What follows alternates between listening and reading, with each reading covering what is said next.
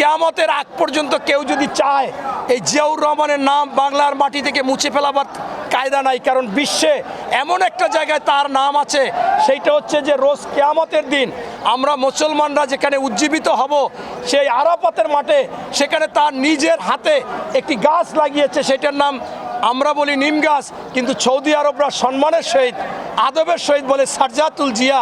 সেই সারজাতুল জিয়া ইনশাল্লাহ আজীবন সেখানে থাকবে কিয়ামত পর্যন্ত।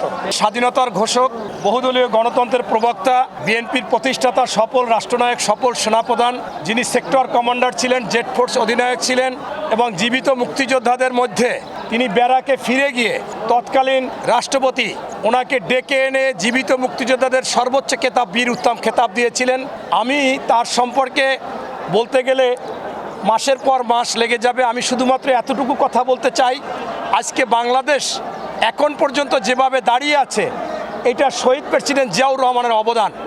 তিনি জনশক্তি রপ্তানি করেছিলেন, সেখান থেকে আয় হচ্ছে। তিনি গার্মেন্টস ফ্যাক্টরি করেছিলেন, সেখান থেকে আয় হচ্ছে। তিনি বাংলাদেশে গিয়ে গিয়ে খাল খনন করে বিভিন্ন খামার করেছিলেন, সেই খামার আজকেও টিকে আছে। তাই এই তিনটি অংশ থেকে আজকেও আমরা বাংলাদেশ একেবারে খুব দৃঢ়মান আছি। আবার আরেকটা কথা আমি প্রায়ই বলতাম, অনেকেও বলতো যে কিয়ামতের আগ পর্যন্ত কেউ যদি চায় এই জিয়াউর রহমানের নাম বাংলার মাটি থেকে মুছে ফেলাবার কায়দা নাই, কারণ বিশ্বে এমন একটা জায়গায় তার নাম আছে, সেইটা হচ্ছে যে রোজ কিয়ামতের দিন আমরা মুসলমানরা যেখানে উজ্জীবিত হব সেই আরাফাতের মাঠে, সেখানে তার নিজের হাতে একটি গাছ লাগিয়েছে, সেটার নাম আমরা বলি নিম গাছ, কিন্তু সৌদি আরবরা সম্মানের সহিত আদবের সহিত বলে সারজাতুল জিয়া।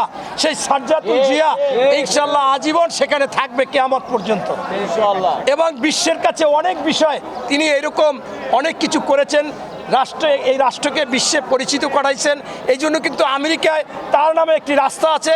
পাশাপাশি আজকে আমাদের বাংলাদেশের দল মত ধর্ম বর্ণ নির্বিশেষে সবাই বলেছে খালেদা জিয়া কোনো একক কারো সম্পদ না, কোনো দলের না, তিনি সকলের সম্পদ, সকলের অভিভাবক, বাংলাদেশের প্রতীক। তার নামেও কিন্তু আমেরিকায় একটা রাস্তা হয়েছে, আপনারা জানেন।